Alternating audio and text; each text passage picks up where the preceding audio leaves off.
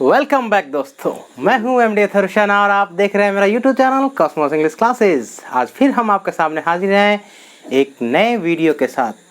जैसा कि मैंने वादा किया था कल इस वीडियो को अपलोड कर दिया जाएगा, लेकिन कुछ प्रॉब्लम की वजह से कल मैं आपके सामने नहीं आ सका, जिसके लिए मैं आप सबको एक बार सॉरी बोलना चाहता हूँ। तो आज हम आपके लिए वीडियो लेकर के आए हैं, वो है द हिंदू के एडिटोरियल का सीरीज़ 2। मेरे साथ दूसरा पार्ट हम लेकर के आए हैं। एक सीरीज लेकर चलेंगे उस बंदे के लिए जो इंग्लिश पेपर को रीड करना चाहते हैं, और मैं जो पेज कवर करवा रहा हूँ आपको द हिंदू का, वो सबसे टफ पेज माना जाता है। वन ऑफ द टफेस्ट आप इसको बोल सकते हैं, एक सबसे टफ पेज माना जाता है। अगर आप इसे कवर करना जान गए, आप इसे पढ़ना जान गए, पढ़कर समझना जान गए, तो उम्मीद करते हैं पेपर का दूसरा कोई भी पेज आपके लिए आसान हो जाएगा। तो चलिए शुरू करते हैं। आज जो हमारा द हिंदू का एडिटोरियल का जो दूसरा पार्ट है, उस वीडियो को शुरू करते हैं। तो लास्ट तक बने रहें, देखिए, समझिए। अच्छा लगा तो कमेंट करके बताइएगा ज़रूर, ठीक है। तो देखिए, आज जो हमने टॉपिक आपके लिए लिया है, उस टॉपिक ये एक्चुअली में है 24 सितंबर। 24 सितंबर का है आपका, मिस कल के डेट का ये आपका टॉपिक है। कहता क्या है? Unlocking campuses on UGC's revised academic calendar. आपका टॉपिक क्या है? On unlocking campuses. जैसा कि कोरोना का समय चल रहा है, सब कुछ बंद चल रहा है, और इंडिया में अब अनलॉक का प्रोसेस शुरू हो चुका है। सबसे पहले बहुत सारी चीज़ों को खोल दिया गया है, लेकिन अभी भी इंस्टीट्यूशन जो है वो इंडिया में बंद चल रहा था। तो इसे आखिरी फेज में, इसे जो है सबसे आखिरी वाले फेज में इसे धीरे धीरे खोला जा रहा है, क्योंकि एजुकेशन सिस्टम ऐसा है, एजुकेशन एक ऐसा सेक्टर है जिसे ज़्यादा दिन अगर बंद कर दिया जाए तब भी बहुत ज़्यादा प्रॉब्लम क्रिएट हो सकता है। हमारे लिए पढ़ाई बहुत ही ज़्यादा ज़रूरी है। तो जैसे कि सबसे पहला वर्ड है अनलॉकिंग। लॉकडाउन, लॉकडाउन आप सुन रहे हैं, जिसका मतलब होता है सब कुछ का लॉक हो जाना, सबका बंद हो जाना, सब हर एक चीज़ का अंदर हो जाना। लेकिन लॉक का जस्ट अपोजिट है अनलॉक, है ना। प्रीफिक्स UN लगा देते हैं तो अनलॉक कहलाता है। तो क्या कहता है? Unlocking campuses. कैंपस में जान ही रहे हैं आप क्या होता है। यूनिवर्सिटीज, कॉलेज का जो कैंपस होता है उसके बारे में बोल रहा है। कहता है अनलॉकिंग कैंपसेस। किसका खुलना, किसका अनलॉक होना? तो कैंपस का अनलॉक होना, मीन्स स्कूल कॉलेज का खुलना, है ना। कहता है on UGC's revised academic calendar. ये जो आपका एडिटोरियल है वो किस पे है? तो कहता है ऑन UGC's, यानी मीन्स UGC आप जानते हैं क्या कहते हैं? यूनिवर्सिटी ग्रांट्स कमीशन जिसको बोलते हैं, जिसके अंदर में सारा यूनिवर्सिटी कवर ये होता है, सारी यूनिवर्सिटीज़ आते हैं इंडिया के, तो उसी को UGC बोलते हैं, शॉर्ट फॉर्म है। कहता है ऑन UGC के, एस लगा तो क्या हो गया सेंस? के का। On UGC's revised academic calendar. UGC के रिवाइज्ड एकेडमिक कैलेंडर के बारे में आज हम जानेंगे कि UGC रिवाइज्ड एकेडमिक कैलेंडर जो लेकर के आया है उसमें किस हिसाब से हमें एकेडमिक सेशन को स्टार्ट करना है, किस हिसाब से एकेडमिक सेशन स्टार्ट हो रहा है, कहाँ किस हिसाब से स्टार्ट कर दिया गया है, इसके बारे में हम जानेंगे। तो हेडिंग से पता चल रहा है क्या? Unlocking campuses on UGC revised academic calendar. अब इसमें कुछ वर्ड्स मैंने शामिल किए हैं, कुछ शामिल नहीं कि मैंने इसमें शामिल था, जिसे जानना आपके लिए ज़रूरी है ना। तो जैसे जैसे पढ़ते चलेंगे वैसे से हम वर्ड को क्लियर करते चले जाएंगे। आप वर्ड मीनिंग का स्क्रीनशॉट लेकर के, आप अगर बहुत ज़्यादा इंटरेस्टेड हैं तो इसे नोट करें, क्योंकि कहीं ना कहीं हमारे लिए वर्ड का होना ज़रूरी है। जितना ज़्यादा आपका वर्ड पावर स्ट्रांग होगा, उतना ही ज़्यादा आप फ्लुएंट इंग्लिश बोल सकते हैं, स्टक नहीं करेंगे, चौक नहीं करेंगे बोलने के दौरान। तो वर्ड मीनिंग को आप नोट करते चले जाएंगे, है ना। तो सबसे पहला लाइन कहता है द यूनिवर्सिटी ग्रांट्स कमीशन। वही UGC का जो फुल फॉर्म है वो क्या कहलाता है? University grants commission. The university grants commission has published. देखिए, हेल्पिंग वर्ब किसका इस्तेमाल किया गया है? हैज़ का इस्तेमाल किया गया है। मिस ये प्रेजेंट का तीसरा टेंस है, प्रेजेंट परफेक्ट, जिसका पहचान होता है या है, ही है, चुका है, चुकी है, मीन्स किसी काम को आपने कर लिया है ना। हैव के बाद वर्ब का कौन सा फॉर्म आता है? तो तीसरा फॉर्म आता है। तो क्या कहता है? The university grants commission has published. Publish का मतलब क्या? तो जारी कर देना, पब्लिश कर देना, है ना, प्रकाशित कर देना। कहता है यूनिवर्सिटी ग्रांट्स कमीशन ने क्या किया है? तो हैज पब्लिश्ड कर दिया है, मीन्स प्रकाशित कर दिया है। किस चीज को?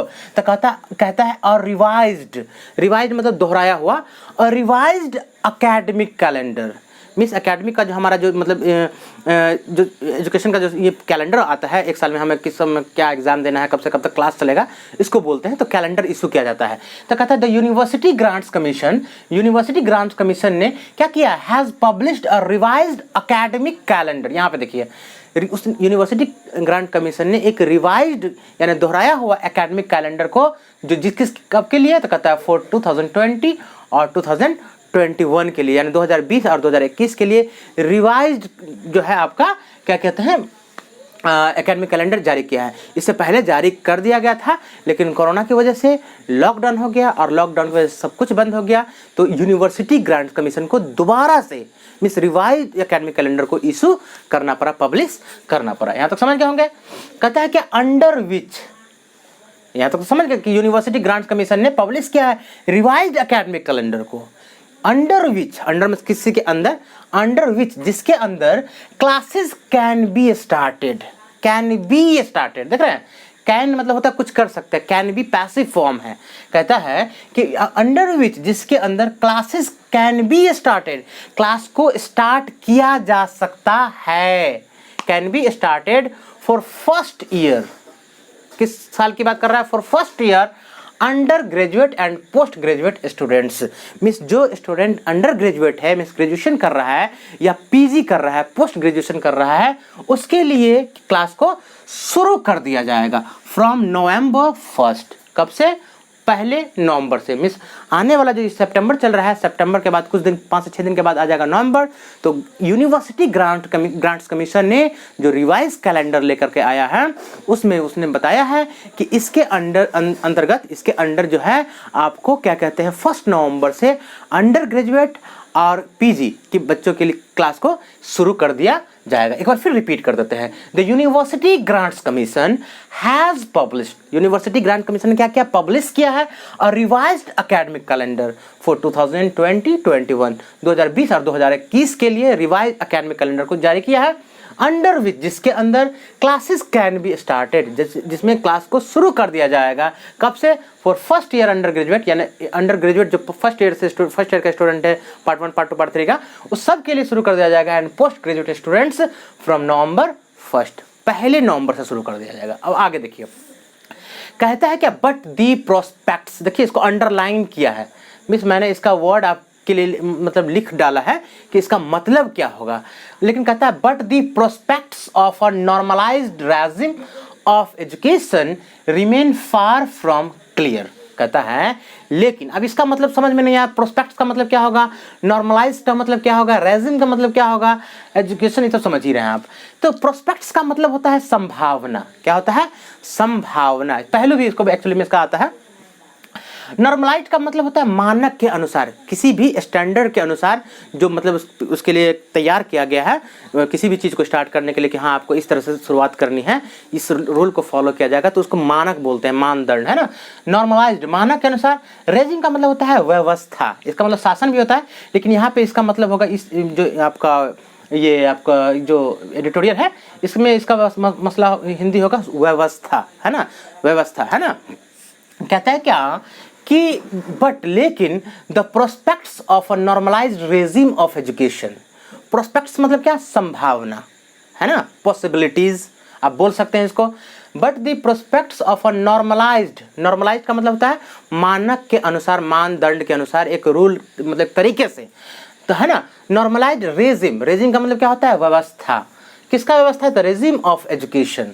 कहता है कि अगर बात करें तो मानक के अनुसार, मीन्स नॉर्मलाइज्ड व्यवस्था के अंदर एजुकेशन का जो व्यवस्था है, इसकी संभावना, है ना।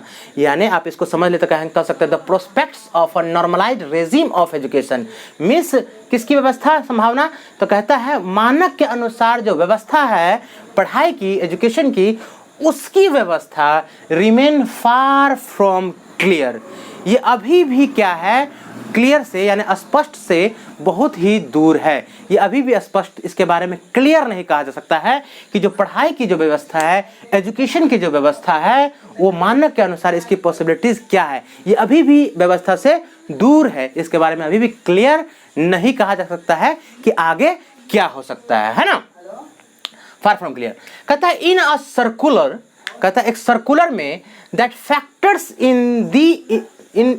in a circular that factors in the uncertainties surrounding COVID-19।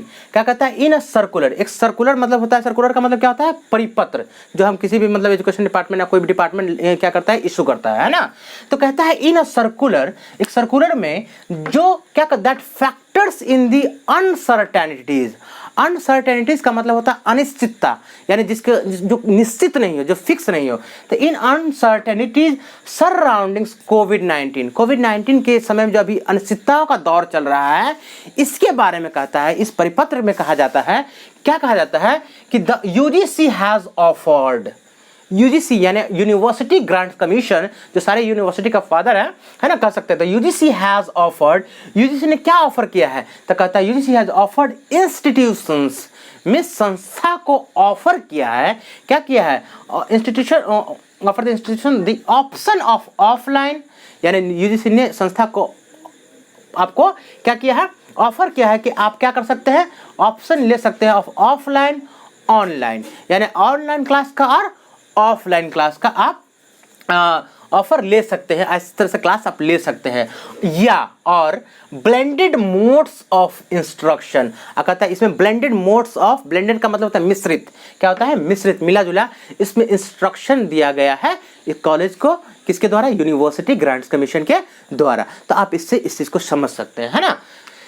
कहता है फॉर स्कूल एजुकेशन, अगर स्कूल एजुकेशन की बात करें, यानी स्कूल के पढ़ाई की बात करें, तो कहता है मेनी स्टेट्स, यानी बहुत सारे राज्य ने क्या किया है, हैव अलाउड, अलाउ कर दिया है ना, यानी परमिशन दे दिया है, अलाउ कर दिया है, reopening for classes 9 and above, है ना, यानी जो क्लास 9 है और 9 से एबव की बात कर रहा है, कि 9वीं से लेकर के 9वीं से 12वीं तक एक्चुअली में आया है, तो 9 से लेकर के 9 से लेकर के 12 तक के बच्चों को पढ़ाई की जो सुविधा है, मतलब इसकी फैसिलिटीज जो है, ये इसके लिए परमिशन दे दिया गया है ना।